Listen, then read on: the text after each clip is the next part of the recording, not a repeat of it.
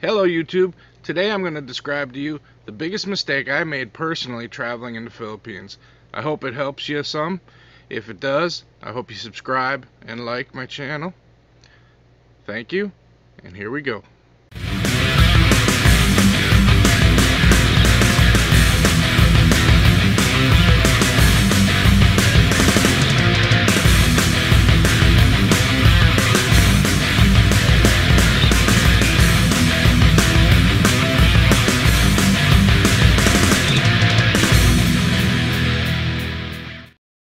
This is something you might run into if you're traveling with your Filipino girlfriend or Filipino friends. There's a fundamental difference in how Americans travel and how Filipinos travel.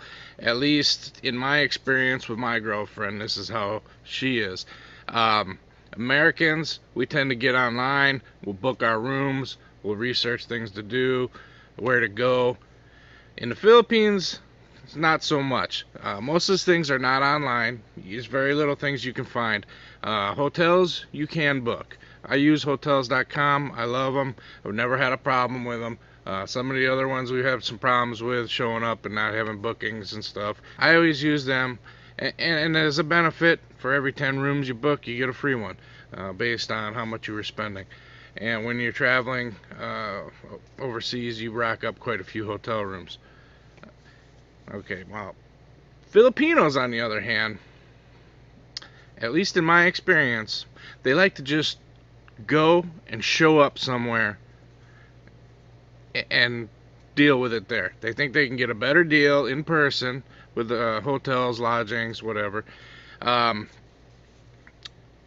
Personally, last time I was there in December, my girlfriend had a funeral to go to, so there was going to be several days where she was going to be gone.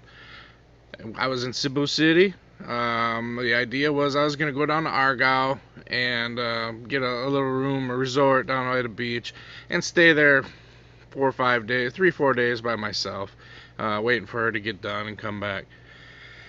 Now, I got on hotels.com and I looked up and I had a real nice place there I was going to book, and it was, well, I think it was 25 bucks a night. Not the cheapest. You can get rooms 15 a night, but you get what you pay for. But even at high-end rooms are considerably cheaper than they are in the States. I was gonna book this, and I was talking to my girlfriend, and she said, no, we'll just go down there, and there's so many resorts, and we'll find one. We get it a lot cheaper. Don't worry. And normally I go ahead and do my thing anyways. Honestly, my first trip there in 2015, she tried the same thing, and we were going to Bohol. And I went ahead and just booked a week at a resort on the beach there. She wasn't real happy about it. Everything in the Philippines is slow. Everything takes forever. Anyone that's ever had to do anything with the government or even the schools or anything there, it just takes forever. You know, what we can go do in an hour and two, it might take them 2 or 3 days. I mean, right now I'm dealing with doing it school records and stuff, and it's been a week already, and it's just how it is there, and it's a mess. But they don't like to be. They think if you book online, you're trapped into that, and you know, if something happens and you show up late, you're gonna lose money, and you know, she can't.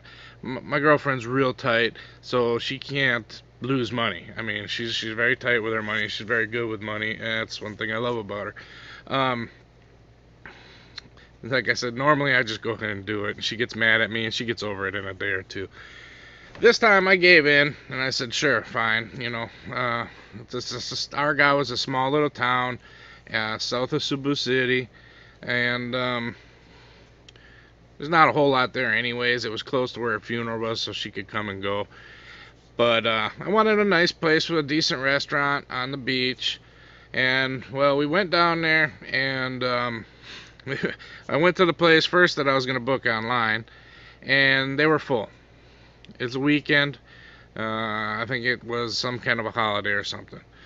Well, we got a tricycle and we drove up and down the beach checking places, and they were full, and they were all full. And finally, the trike driver said, "I know this place, kind of over here, and it's owned by a local, and they'll probably have a room." So we went over there, and this place was very Filipino. Little huts. I mean, did have air conditioning, and they eventually they brought me a refrigerator too, and but it was right on the water, but there was a seawall, and the water was on the other side. There was no beach. There was no restaurant. I was the only person there. The first day I was there, there was another family in the cabin next to us, but after that day, it was just me, and I got really bored. I had to walk a few miles into town. Well, not a few miles. Well, yeah, it was probably it was a mile just to get to the road, and maybe another half mile to get down to where the store and restaurants and stuff were, 7-Eleven. So we went to the store and I stocked up on things, just noodles and stuff and beer. Just keep me busy, and I hung out, and it was a beautiful sight. I got a little bit of video here I can throw in and show you, but it was just nothing very exciting, and it was cheap. I'll give you that. I think I paid 1,500 pesos a night. That's not right. No, I paid 900 pesos a night. It's a 52-to-1 exchange rate right now. So, $18. And it was scenic. The power kept going out. The power pole was actually in a tree, and it kept blowing circuits. And while I was there, they were rewiring it. And this was my biggest gripe about the place.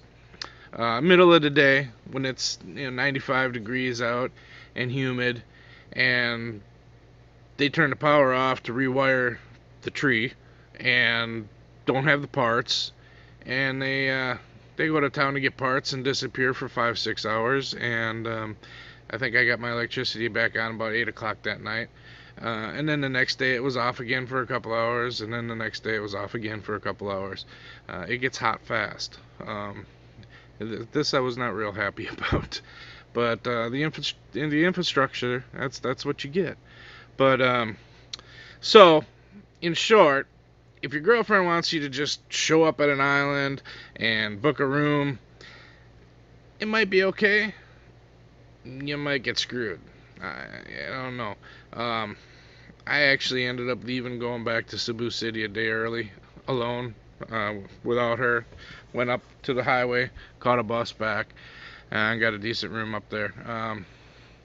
I can only take cold showers for so long, and I travel halfway around the world being in the Philippines. I didn't go do it to sit in a hotel room or a cabin by myself for 4 days. So I mean, I walked around town, but in the province, I stand out a lot. I'm over 6'1", and I'm currently about 380 pounds. So I'd get a lot of attention, and sometimes it's not good attention.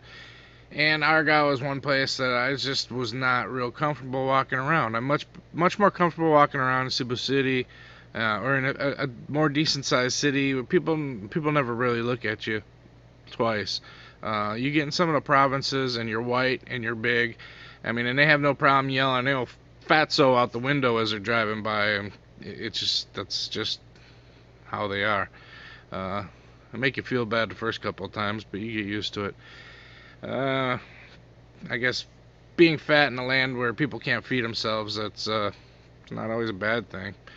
But you do get a lot of attention, and sometimes it's not good attention. So you got to be careful where you go by yourself. And that's pretty much my story for today. Hope you get something out of it. Trying to grow this channel, so please like and subscribe.